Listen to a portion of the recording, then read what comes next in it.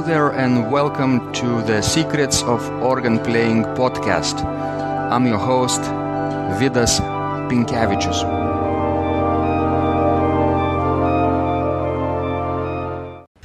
Today's guest is the Dutch organist Arjan Breukhoven, born in Rotterdam, and he studied organ and church music at the Royal Conservatory in The Hague. At the same time, he studied piano, singing, improvisation, and choir conducting. Each year, Arjan gives a great number of concerts, both at home and in Europe, Russia, and Australia, and in other places in the world. In 2016, he is playing in Israel, USA, Austria, and Germany. The largest organ he has ever played was the organ of the St. Patrick's Basilica of Fremantle in Western Australia with 127 stops. And he also played in Vatican at St. Peter's Basilica too. As an organist and as a pianist, he had developed his own wide-ranging style of improvisation. Arjan Breukhoven was awarded a silver medal by the Society of Education, Arts, Sciences and Letters in Paris on the occasion of his great merit of the French organ music, because he performs the French organ music worldwide.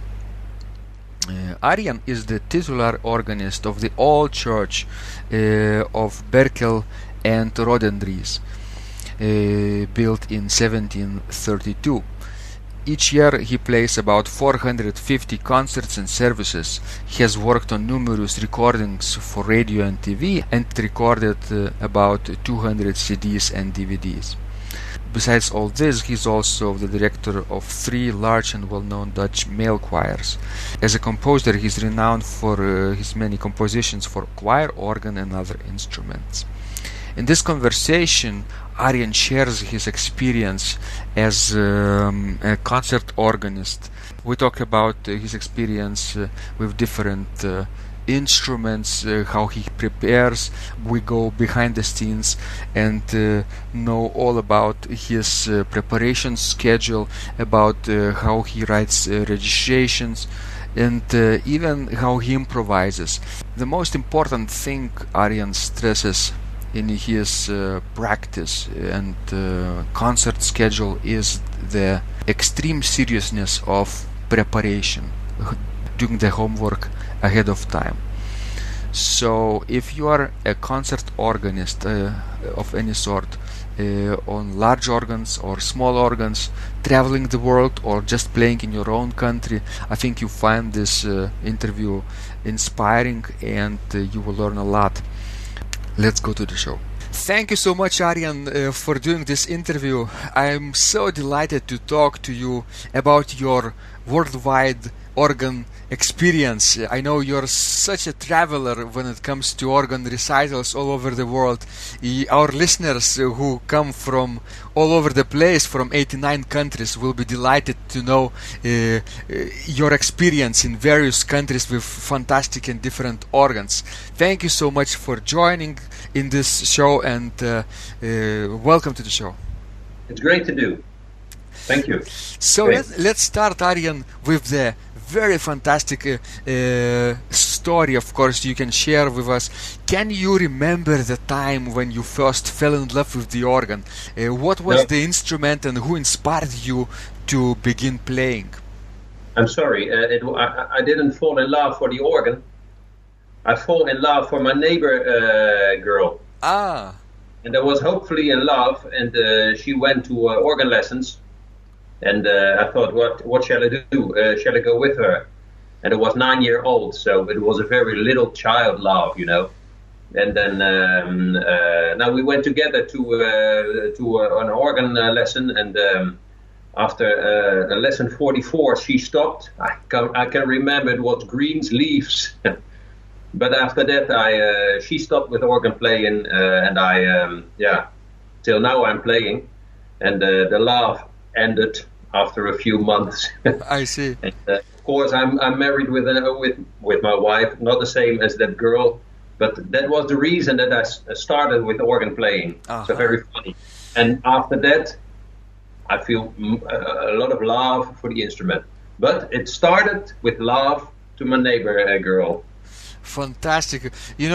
Sometimes people get drawn to the organ because of mystery, right? Of magnificence. What was it for you that you liked about in organ the most? It's a big instrument. The sound, of course. The possibilities you have on each organ. Each organ is different. So many organs. Yeah, I live in the Netherlands, and in the Netherlands you have so many different organs, different styles, temperatures. Great. So I love the organ as the instrument, and I think for now all the possibilities you have with this instrument. So this big variety, right? Fantastic variety in the Netherlands, starting from the 16th century, probably from the Renaissance, going to the Baroque period, early Baroque and later Baroque, 18th century, and even through the Romantic period and to the 20th century. All those different styles are embedded in the Dutch organ culture, right? And that's what fascinates you the most, right? Yeah, very. And also to play so many different organs. The oldest one I ever played is in Krewert, in the northern part of Holland, in Groningen, and that organ is built in 1521, and everything is okay on that organ. It sounds wonderful, a little church, but it sounds wonderful. And then when you're playing there, one manual, and then you hear the sound so beautiful, and then you're thinking 1521. Wow, that's a long time ago, 500 years. It's like probably meeting Mr. Svelling from the grave, right? Yeah. Jan Peterson Svelling, the great. He stood up and said, "Wow, what you were playing!" Yes. It was more or less his time, right? And basically, it should have the short octave, right? And very limited key range, right? Does it come up until A in the soprano or G? I cannot remember. It was a long time ago that I played there. I played there for two times, many years ago. So I played so many organs after that, so I can't remember till which key. Right. What was the first instrument that you played? A pipe organ? Yes. Yeah, I was in that period. I think it was early 80s, and I was a accompanist from a youth choir, and they made a recording in a church in Rotterdam, in a Lutheran church in Rotterdam, and that was my first. I can remember the day, and I was so very enthusiastic. I played on the pipe organ for the first time in my life. I can remember. Right. And that was great. It was an electric organ, pipe organ. It isn't. It isn't in that church. They built a new organ. Maybe after my playing, I don't know. But that was my first time on a pipe organ. Right. I can remember the day I played. You know, when people mention their first organ, pipe organ, they usually have this special connection, just like with girl, right? With lady, it's the same. And usually people remember what time of the day it was, even the day of the week, right? They can even recreate the smell of the church inside. You remember this wooden, if it was an old church, maybe old wood with some special kind of smell, that they have. Do you remember that image? It's called image. No, I can remember. I remember the church, I remember the day, and it was evening, but not special, that kind of thing. Sorry. But nevertheless, it is nearby the highway around Rotterdam. So when I drive on the highway and I see that church, I'm always thinking, there it was my first time in that church, Right. Yeah, it is still now a very special place. And after that organ, so many organs you played, but that first organ you remember always. It's always special. Do you remember, Arjan, what did you play there in that evening? Approximately. Yeah, Rejoice of Rathbone. Uh-huh. That was for mixed choir, and it was a company. Accompaniment. I remember that I played that one. Mm-hmm, mm-hmm. Did you play any improvisation that evening too? No. And it was before my study on the conservatory, and I was very young, so I can't remember that I've improvised there. Mm-hmm. When did you started to improvise? When did you started to improvise? I don't know. Of course, when I started to be an organist in church. It's in Holland. I think we have a very special style of improvising in Holland. In my church, in the Protestant church, they have a lot of each service. We have, I think, 5, 6, 7, maybe 8 hymn singers, community hymn singing. So you must improvise. And when I played my first service. I think it was 1980 or 1981. And from that time, and I was 18 years old. So from that time, you must improvise. And maybe before, but I can't remember if I did it before. But I think so. I had in that period we went to a church here in Rotterdam each Sunday with my parents, and it was my teacher. Later was my teacher Jan Brandwijk, and he it was a very, very, very good and inspiring improviser. And so I can remember when I get home after the service, I jumped on my organ and I tried to improvise like he did. And that was, I think, that was for me, I learned a lot of him. And so I think when I was 17, 18 years old, so I started with improvising. Inspired by the first teacher. Great. So the Dutch tradition, of course, encompasses a lot and lots of improvisation, right? Just like the great French tradition too. Today, it never ceases, never stopped. In many other countries, improvisation was not taught for hundreds of years, right? Because maybe repertoire took over, right? And everybody wanted to play Bach and Franck and those great masters, right? And then somehow improvisation, your own creation, wasn't so important anymore in many countries.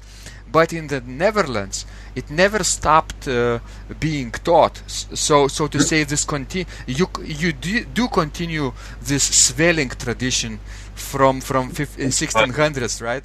From 500 years old, you still continue the same thing. And there's so many different styles in the Netherlands.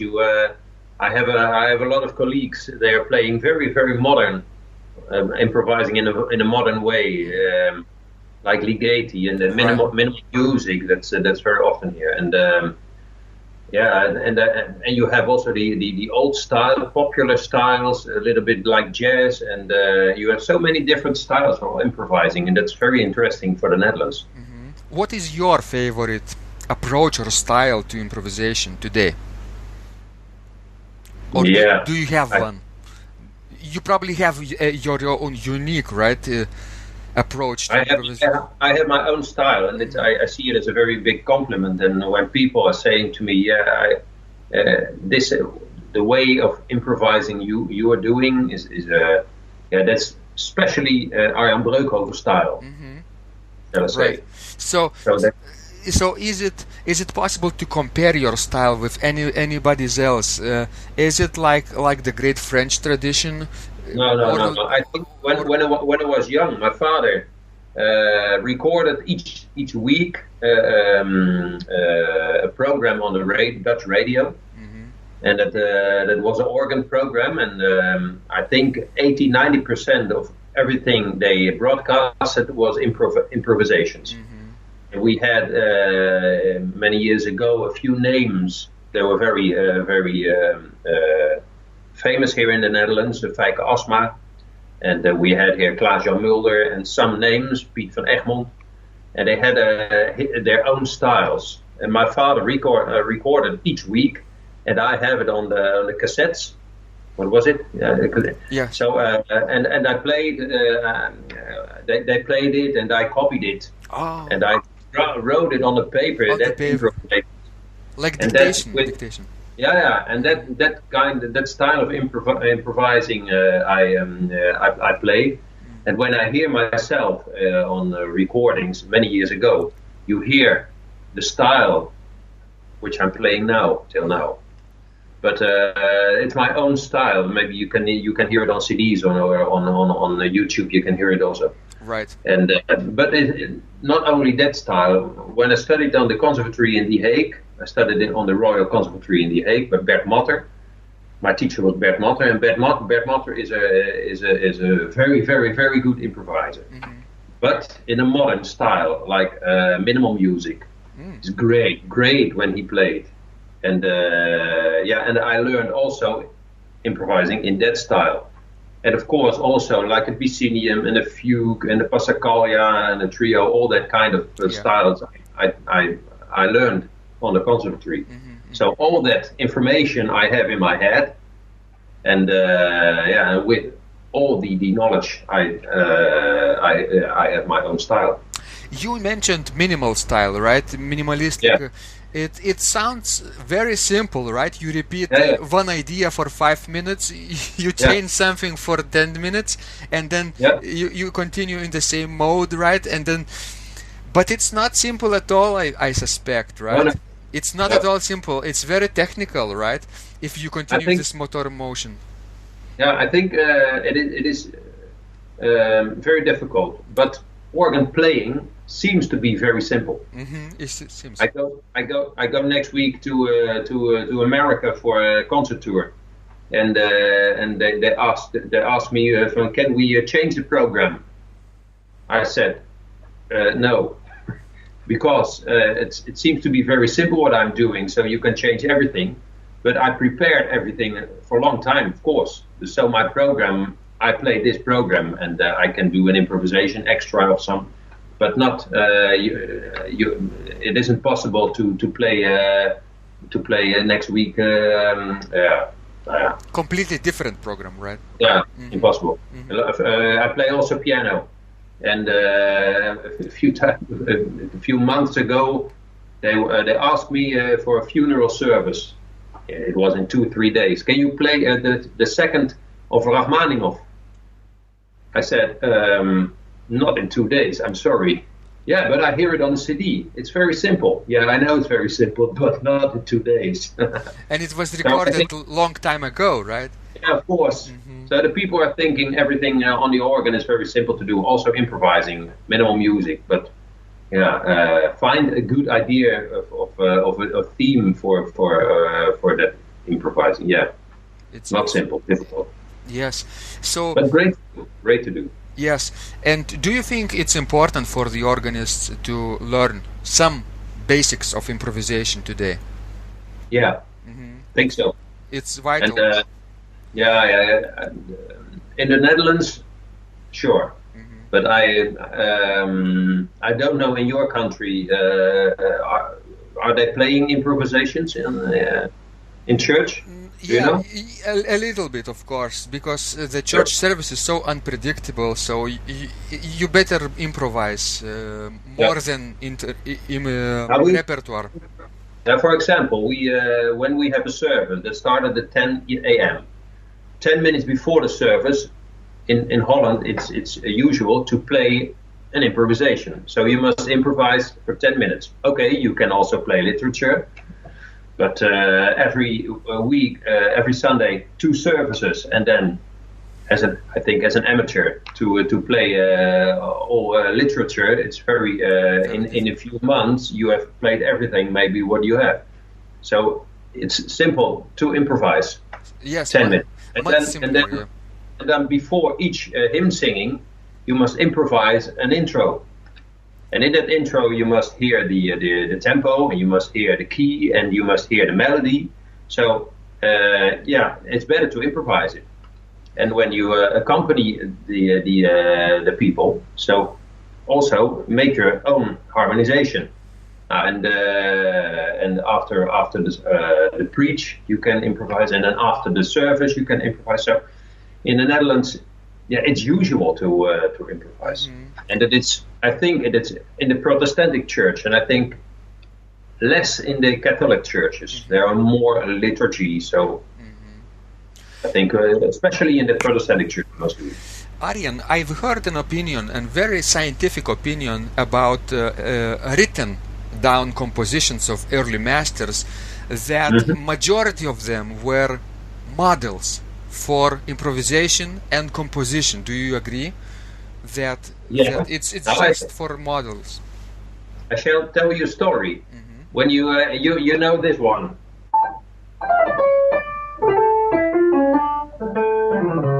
You know it. Right. Toccata of Bach. And when you see the notes, Bach was in that period when he wrote this composition, organist in Arnstadt, in the Bonifatiuskirche. I was in Arnstadt, and Arnstadt, in that church, the Bonifatiuskirche, a very little church with the Wender organ, beautiful organ, but a little church. And when you see the composition, this toccata, you see after the first notes, and you must wait for a while. You recognize? Right. And then a second. And then you must wait a while. Strange. Very, very, very strange. He was organized in a little church without acoustic. And why must wait in this special point? It's like he written as an example, probably, right? Yeah, I think he traveled sometimes on that very young age to Leipzig.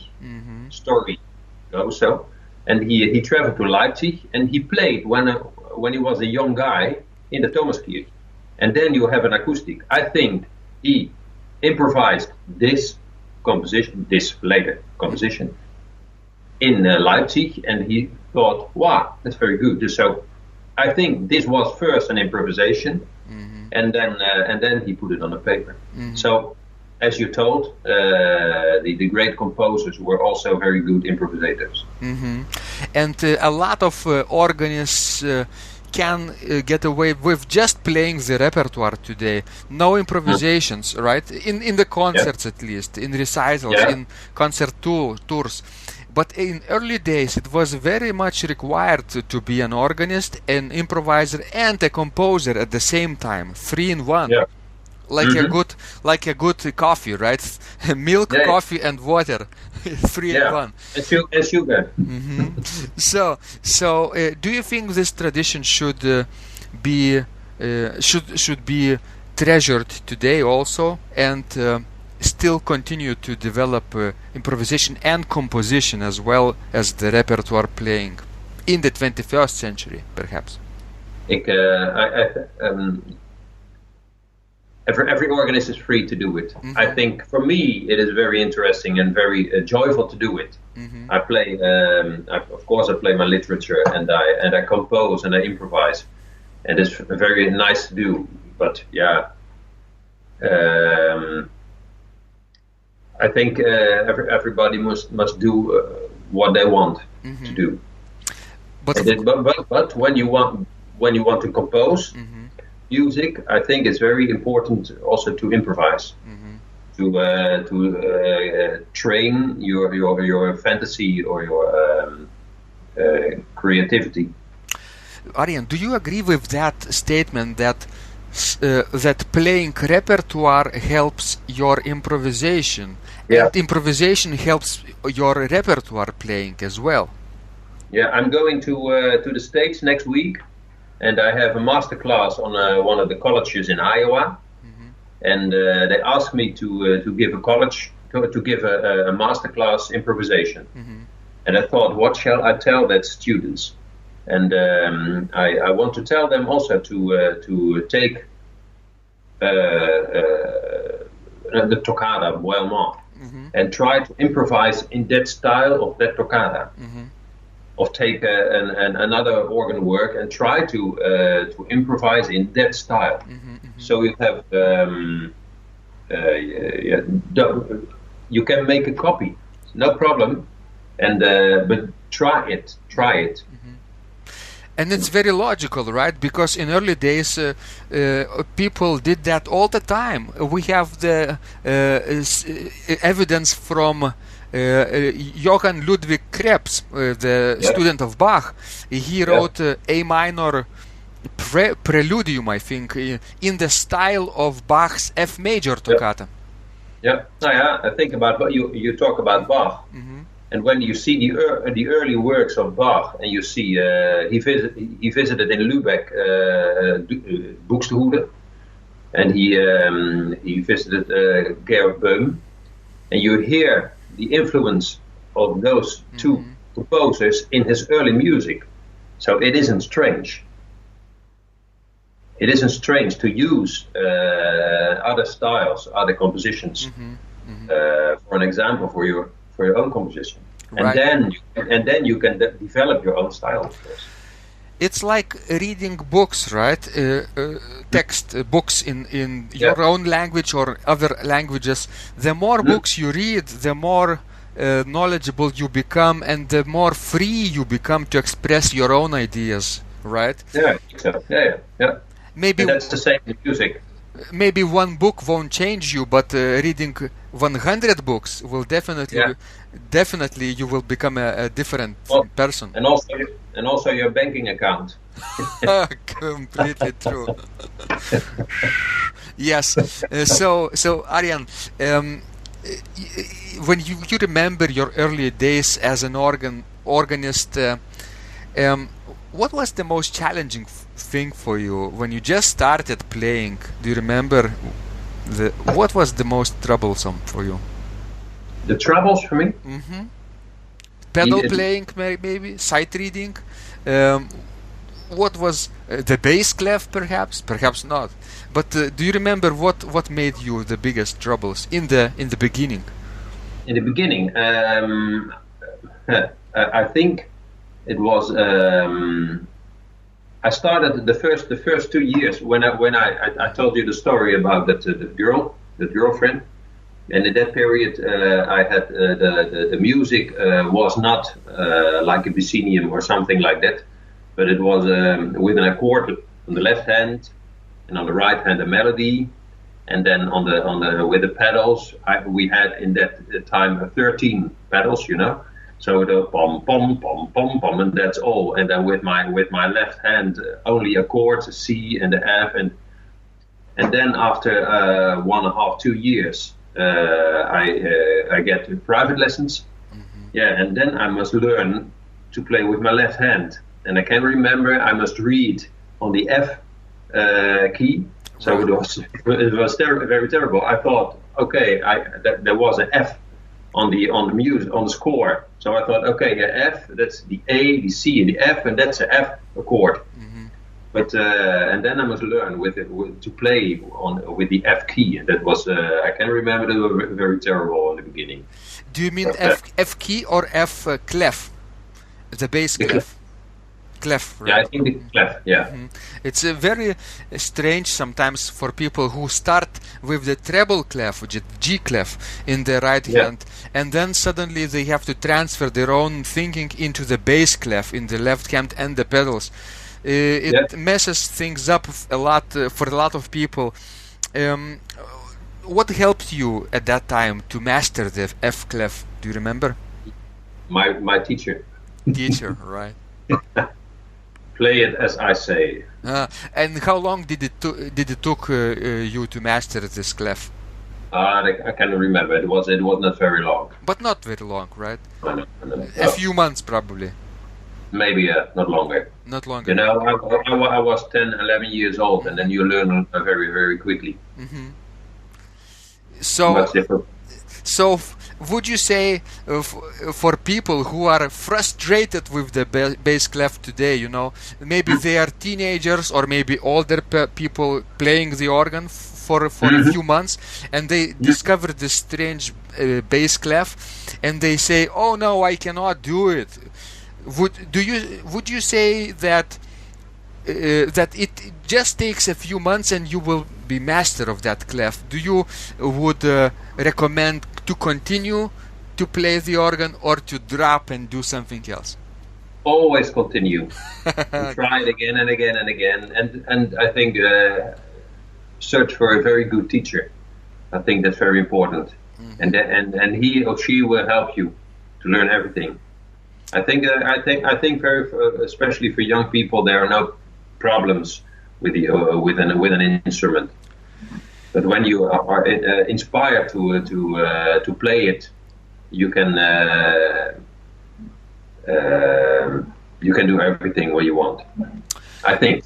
When you go, Arjan, to different organs, right, in different countries, don't you notice that they become your own teachers? The instruments, the organ will become your teacher if you listen, if you are sensitive. I think they are gonna be my teacher when it is a very old instrument or a very special instrument. Last month I played I had a tour a concert tour to Germany and Austria, and I played in Germany in Thüringen in a little village that is called Worbis. Mm-hmm. And in that Sant Antonius Kiertje there is a reconstructed Baroque organ, and it sounds very, very beautiful. And that organ, when you play it and you hear the temperature and you play Bach or the old music, then it became your teacher, because you are what is possible on this organ. Mm-hmm. But now I'm going to next Friday I travel to America for 7 concerts.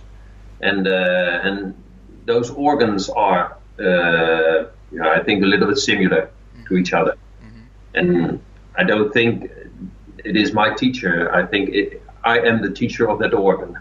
Right. You know what to do. You know what to do already. I know what I want to do, and I have all the information about the organ. I have the photos. I've seen the keyboards. Uh-huh. And then I prepare everything. Mm-hmm. It looks so easy, right? When Arjan plays all over the world, travels, right? Yes. But it's definitely not so easy, because you prepare, you do your homework, right? You do the research. I do my homework. I think it's the most important thing, to do your homework. Mm-hmm. Very good, for 100%. And I want to know everything. I want to know my schedule of the day. And when I go for a concert, I told that people also, I have each day, I need each day a few hours for study on the organ, because each day I played on different organs. Now also each organ has its own stops and its own sound and his own balance and his own acoustic in church. So you must prepare each concert for a few hours. And then when you prepare yourself for 100% before a concert, you have no nerve, mm-hmm. no problems, and when you concentrate yourself, it goes well. Right. But that's the most important thing for me, to prepare and to have all the information before I go to the church. Do you, Arjan, practice stop changes at the home for your concert organ, for your target organ as well, imagining the stop changes in America, but being at the home? Do you? Not at home. I have my ideas, mm-hmm. of the words I'm going to play. Mm-hmm. I have the sound in my head. Mm-hmm. When I go in Holland, or next month I go. No, it's September. On the 26th of September, I go to record my new CD in Wiesbaden in Germany, in the Markkirche, and then my son Matthijs comes with me, and he went for the first time with me when I was, I think, 8 years old, and now he goes with every recording, and the most of the concerts he go with me, and he knows everything about my idea about registration. And he's also a very good organist. He's studying on the Conservatory in Rotterdam organ. So about the sound, we talked about it before the concert. He knows what I want, and then it's his business to get the organ sounds most beautiful. But So- when I go now, So when I go now, he helps you, right?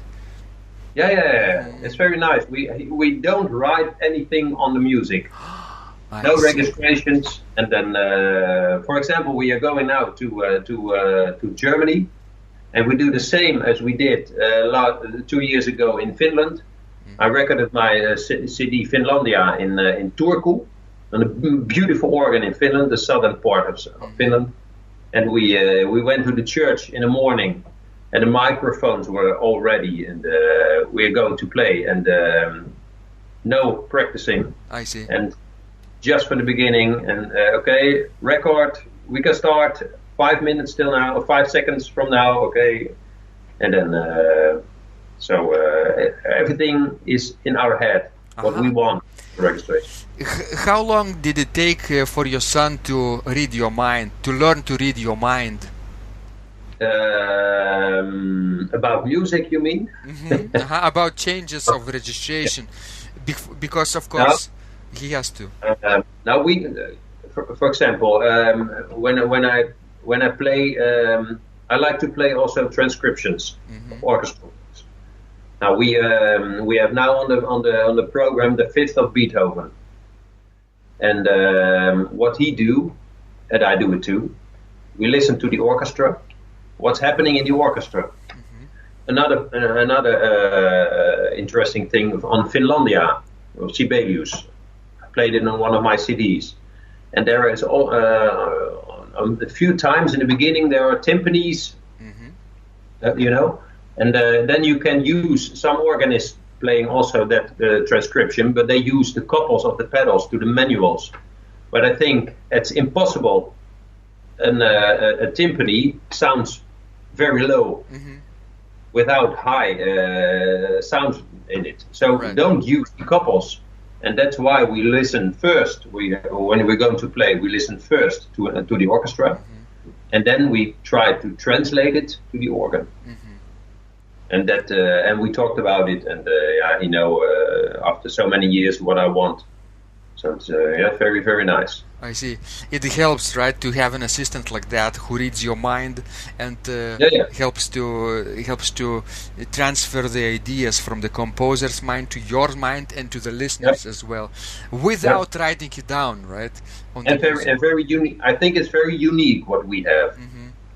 Because he is also is often an assistant of other organists, and then I hear the former teacher of Matthijs. He had a concert in Amsterdam last week, and he goes for 2 afternoons to the church, and to write everything on the paper without the assistants, and then on the day of the concert they are going on the afternoon, the 3rd time of study, to church, and then to practice with the assistants, and then the concert.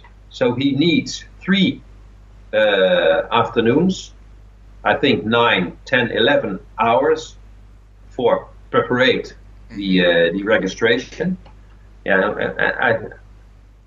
I'm sure we can do it to start at 8 without preparation, and I'm sure we can do a concert without preparation before. Just you two, right? With him, but with different people, with people who don't know him very well, right? They have to spend a lot of time together, right? And thinking and preparing. You can look, for example, on YouTube. I played in Wiesbaden. You can see it on YouTube. I played in Wiesbaden, Finlandia. And that was the day before I had my concert. I had a concert that on 12, and so we were there on the evening in church, and I recorded that Finlandia, and we haven't prepared it, and you can see he improvised with registration. So you can see it by your own what he is doing, we are doing. Can you, Arjan, improvise together with Matthijs together? No, not yet. Not yet. He is learning on the conservatory improvisation, and he must develop his own style. Right. And now it is more the old style. He has two teachers in Rotterdam. You have two improvisation teachers, and they're very good, better than in my period in the Hague, so many years. They have two teachers, one for the old style, like Bach did, the fugue, improvise in the, it. And there is also a teacher for the modern style. So put a chord on the organ and do something what you want. Right. So it's very flexible. Then the improviser will become familiar with all possibilities for older organs and newer organs as well. Yeah, that's right. Very good. So when you go back in time in your early days, Arjan, when you first started playing the organ, is there anything you wish you knew that might have helped you that you know now? No, I think I was lucky when I was young that I had that teacher I told you, Jan Brandwijk, the first teacher I had, the first real teacher, and I heard him each week on Sunday, and that was before I studied with him, and he was so very, very, very inspiring for me, and I think that was very important for me. So I think that is the answer. Yeah. Would you do something different if you had a chance to do it all over again? No, I don't think so. Yeah, more studying. More studying, more preparation. More and more, and that's a problem nowadays. You have so many things to do. You have played a lot of concerts, and I have three very big male choirs 3 times a week. And you're playing piano, and you're composing, and I'm organizing a lot of things, concerts, etc. So I must find every day a few hours for a study. I study each day a few hours, but I want to study more. But when you get older and more work to do, then it's impossible to study the whole day. When you become famous like yourself, it's becoming harder and harder to find time for practicing, don't you think? Yeah. Because I think you have so many activities. So many activities. Yeah, really. So for people around the world who are not so famous as you, right? Probably you can tell that don't worry about being famous, right? Because treasure the time that you have now, because you are the master of that time, because nobody can disturb you now, right? And when you are famous, you have to fight for your time. Agree? Yeah, agree. But about famous, I think some people are saying to me, "You're playing so very well, and I cannot do it as you." I said, "There's one thing. The most important thing is, do you like what you are doing?" And everybody's saying, "Yes, of course, I like to play the organ." I said, "Okay, you can be famous. Okay, they're very nice, but it's more important to enjoy what you are doing. And when you're playing the organ only at home, and when you like it, and you have fun, and it gives you so many joy each day, I think that's the most important thing. More than to be famous. That's for a short time. Better to like it." You're so right, and your words of wisdom will be so inspiring, Arjan, today. And before we close our conversation, I want our listeners to find out more about you, right? Can you tell our listeners where they can find you and your work online? Yeah, I have my own website, of course, and that's www.arjanbreukhoven.nl. And a few of my videos are on YouTube. You can look at it. And on my website, I have also a web shop, so you can buy several CDs, and you can listen also on my web shop. The first minute of each organ work, you can listen to it. So when you want to buy something, you can hear what you are buying. let's spell the website, okay? www.arjanbreukhoven.nl. Great, yeah, great. Great, long name, but very, very fantastic interview. So thank you so much, Arjan, for your time and inspiration today. I wish you amazing travels ahead of you. Thank you. Creative and brave improvisations and compositions too. So, and stay in good health. That helps too. I want to say about health. Sport. Each week I do 3 times a week jogging. Good. That's great. That's one. And I want to end with one thing. I said it a few minutes ago. For everyone who is listening, organ is so beautiful, a magnificent instrument, the biggest instrument of the world, and. Where you are playing, maybe you're playing in beautiful churches and beautiful organs, or maybe you are playing at home, only at home on your organ. I think the most important thing, enjoy playing. Play with your heart, and that's the most beautiful thing what you can do. Because your art, your playing the sounds of the organ, really sometimes have healing powers.